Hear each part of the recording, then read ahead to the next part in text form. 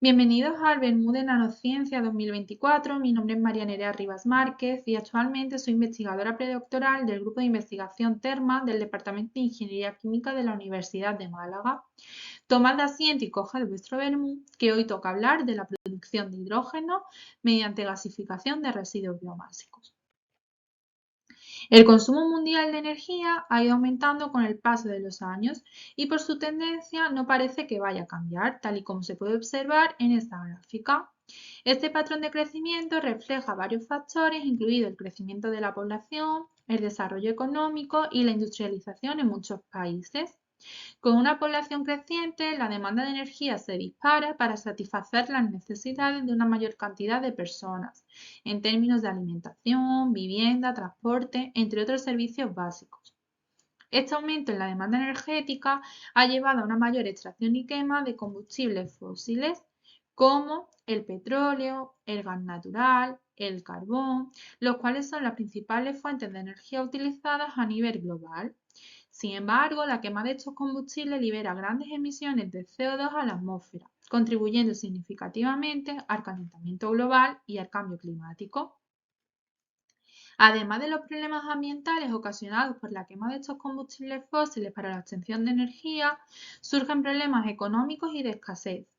Ante esta situación se hace imperativo la búsqueda de alternativas energéticas más sostenibles y limpias de carácter renovable, como la energía solar, la eólica, la hidroeléctrica y otras fuentes renovables como la biomasa, que pueden satisfacer las crecientes necesidades energéticas sin generar emisiones de CO2 y otros gases de efecto invernadero. Por tanto, la transición hacia un mayor uso de energías renovables es crucial para abordar desafíos globales como el cambio climático, la contaminación y la escasez de recursos. España es un país con abundancia de recursos renovables que pueden ser almacenados gracias al elemento químico más abundante del planeta, el hidrógeno, que no es una fuente de energía primaria como tal, pero sí que es considerado un vector energético por su capacidad para para transportar energía renovable. El hidrógeno se viene usando desde hace años en la industria y en la movilidad, pero este es obtenido a partir de combustibles fósiles. Sin embargo, con el impulso de las energías renovables podemos obtener hidrógeno sostenible que no emite CO2, es limpio y muy versátil. Además, será clave para descarbonizar sectores difícilmente electrificables como el aéreo o el marítimo. Uno de los principales usos del hidrógeno es su papel como combustible. De hecho, en la actualidad hay dos coches de hidrógeno a la venta en España, uno de la casa Hyundai y otro de la casa Toyota. Son dos marcas automovilísticas bastante conocidas e importantes en España. Pero ¿cómo producimos este hidrógeno? El hidrógeno nunca se encuentra de forma aislada, sino que aparece acompañado de otros elementos químicos, como el oxígeno formando agua o el carbono formando compuestos orgánicos. Por lo que para poder usarlo, en cierta medida debemos fabricarlo, es decir, emplear procesos capaces de separarlo de los elementos que los acompañan. Todos habremos escuchado en alguna ocasión hablar de hidrógeno negro, gris, amarillo, azul, rosa y del que parece más apropiado, que es el hidrógeno verde. Pero, ¿qué significan realmente estos colores? Pues estos colores se asocian según la forma de producirlo y es un indicativo de la cantidad de CO2 que se libera durante el proceso. De tal forma que el hidrógeno marrón o negro es un producto de la gasificación del carbón y durante su producción se liberan grandes cantidades de CO2. El hidrógeno gris es producido a partir del reformado húmedo de gas natural y también genera emisiones de CO2. Si estas emisiones de CO2 en vez de emitirlas las capturamos, entonces tendremos hidrógeno azul. Se considera un sistema de bajas emisiones, pero no completamente libre. Y finalmente tendremos el hidrógeno verde, producido directamente de la electrólisis del agua, usando electricidad procedente de fuentes renovables como la solar. Aunque es un proceso bastante limpio, también es bastante caro, por lo que surge la idea de emplear otros recursos renovables como la biomasa. ¿Pero qué es la biomasa? La biomasa es toda materia orgánica proveniente de organismos vivos susceptibles de aprovechamiento energético. Por tanto, los recursos biomásicos provendrán de fuentes muy diversas y heterogéneas, haciendo que su composición sea muy variada. La energía que acumula la biomasa es energía solar almacenada durante el proceso de la fotosíntesis. Existen numerosas clasificaciones de la biomasa, pero la más aceptada es la que la clasifica según su composición, su origen y su estado. Según su composición, pueden ser oleaginosas, como la semilla del girasol, ya que presentan altos contenidos en lípidos. Alcoholígenas, como la remolacha, la caña de azúcar, al presentar elevados contenidos en azúcares en forma de glucosa y sacarosa. La amilácea, como los tubérculos de la patata, que contienen en su composición grandes cantidades de hidrato de carbono. Y las lignocelulósicas, como las cáscaras de frutos secos, al estar compuestas principalmente por celulosa, hemicelulosa y lignina. Si ahora bien la clasificamos según su origen, pues puede ser natural, que es aquella biomasa que se produce de forma espontánea en la naturaleza, como las podas de los bosques, o residuales, que procede de los residuos generados por el desarrollo de diferentes actividades humanas, como residuos ganaderos, el vertido de aguas residuales, etc. Y por último, cultivos energéticos. Son aquellos cultivos con fines no alimentarios destinados a la producción de energía. Simultáneamente, todas estas biomasas pueden ser clasificadas según su estado en sólida, líquida y gaseosa. A pesar de la amplia gama de biomasas que existen, todas ellas se caracterizan por presentar en su composición carbono, hidrógeno y oxígeno, seguido de otros elementos que ya dependerán de su procedencia. El empleo de la biomasa presenta una serie de ventajas, como pueden ser de carácter medioambiental, ya que estamos reduciendo los incendios forestales y plagas de insectos al recoger esas podas naturales de los bosques y darle un valor añadido. Estamos aprovechando residuos agrícolas. Tenemos un ciclo neutro de CO2, es decir, el CO2 que emitimos es el CO2 que la planta capturó durante la fotosíntesis. Las emisiones de azufre y NOx se ven reducidas, de tal forma que estamos mitigando el cambio climático. También tenemos valor económico, independencia de las posibles fluctuaciones de los precios de los combustibles exportados y un valor social. Generamos puestos de trabajo en áreas rurales. Pero no todos son ventajas. También tenemos una serie de inconvenientes que me gustaría destacar, como menores rendimientos energéticos que los combustibles derivados de combustibles fósiles, necesidades de acondicionamiento de transformación para su utilización, baja densidad energética acompañado de problemas de transporte y almacenamiento. Como se ha mencionado anteriormente, la biomasa tiene un elevado potencial para la obtención de energía. La biomasa se puede transformar en energía útil como electricidad, biocombustible, calor. La transformación de la biomasa en energía térmica se lleva a cabo mediante procesos termoquímicos como la combustión, la gasificación y la pirólisis, que se diferencian en la cantidad de oxígeno que interviene en la transformación. Empecemos hablando de la combustión. Coloquialmente, la combustión consiste en quemar la biomasa. Es lo análogo a cuando hacemos una barbacoa. La biomasa se pone en contacto con grandes cantidades de oxígeno, oxidando por completo la biomasa y obteniendo gases calientes que se aprovechan en forma de energía térmica. La ventaja de usar biomasa es que el CO2, como he mencionado anteriormente, pues el CO2 emitido es el CO2 que capturó la planta durante la fotosíntesis, es decir, estamos en un ciclo neutro de carbono. Cuando en el proceso sí interviene oxígeno, pero de forma más controlada, tiene lugar lo que se conoce como la gasificación. Durante este proceso, la biomasa es transformada en un gas combustible con poder calorífico denominado gas de síntesis, el cual presenta numerosas aplicaciones entre las que cabe destacar la producción de hidrógeno. Este proceso que se lleva a cabo en un ambiente controlado de oxígeno, que puede ser aportado en forma de vapor de agua y recibe el nombre de agente gasificante. Y por último, la pirólisis. Es un tratamiento que ocurre en ausencia de oxígeno. Se basa en la descomposición de la materia orgánica por calor. Como resultado se obtiene una fracción sólida, principalmente carbón, denominado char, y unos vapores que tras una etapa de enfriamiento se obtienen gases condensables en forma de líquidos, denominado biooil, y gases no condensables.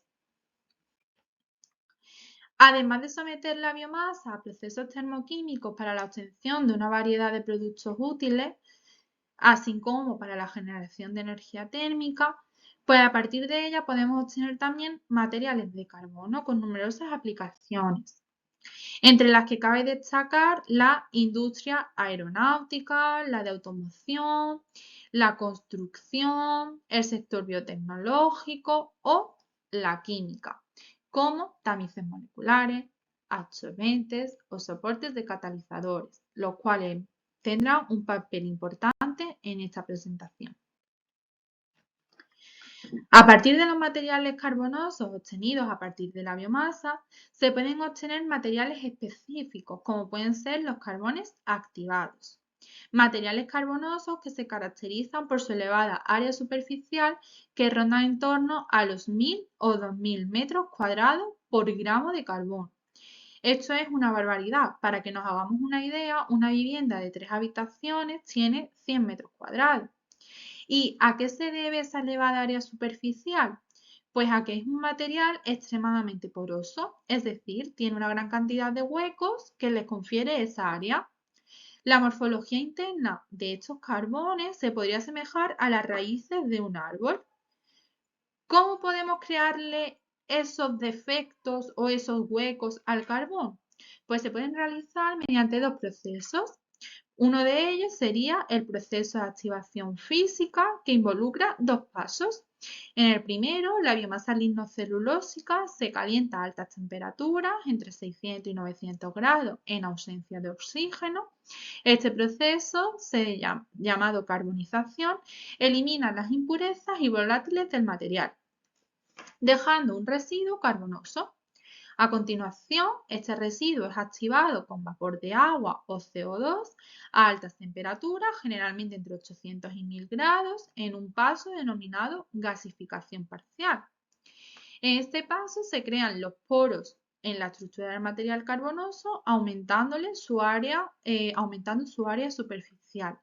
Aquí se pueden observar algunas imágenes de un carbón activado físicamente. Y por otro lado tenemos la activación química. A diferencia de la activación física, esto ocurre en un único paso y la estructura del material de carbono es modificada por el empleo de agentes químicos.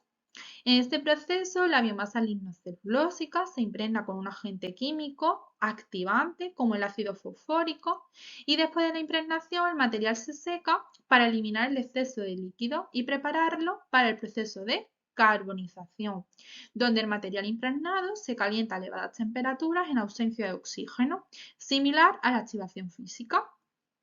Durante este proceso, el agente activante reacciona con el precursor carbonoso para crear poros en la estructura del material.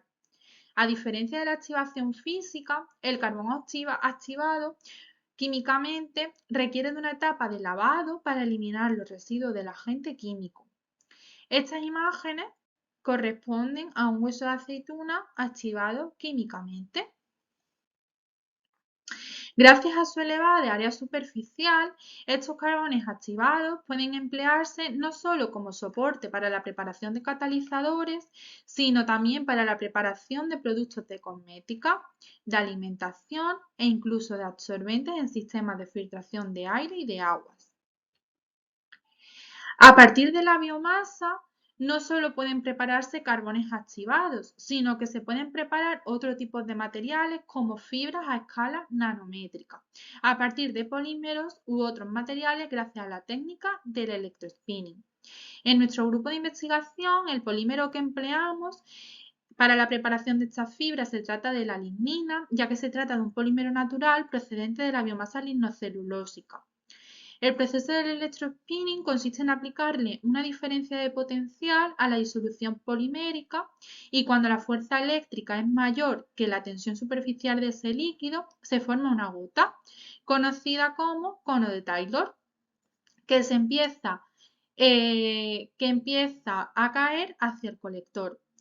A medida que el disolvente se va secando, se evapora, las fibras solidifican y se depositan en forma de malla, como se puede observar en esta imagen.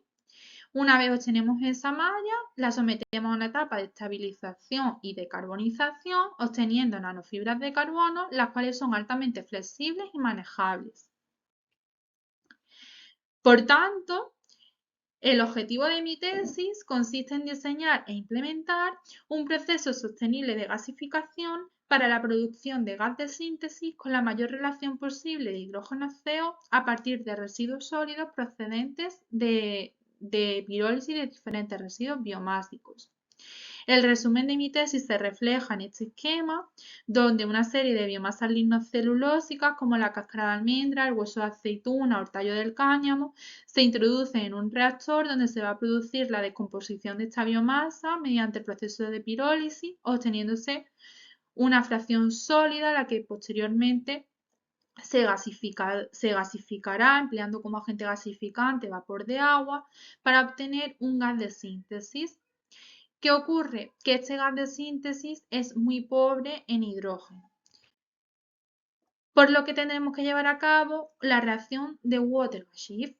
¿Qué es esta reacción? Pues es una reacción química muy importante para la producción de hidrógeno. En esta reacción, el CO del gas de síntesis y el vapor de agua reaccionan para producir dióxido de carbono e hidrógeno.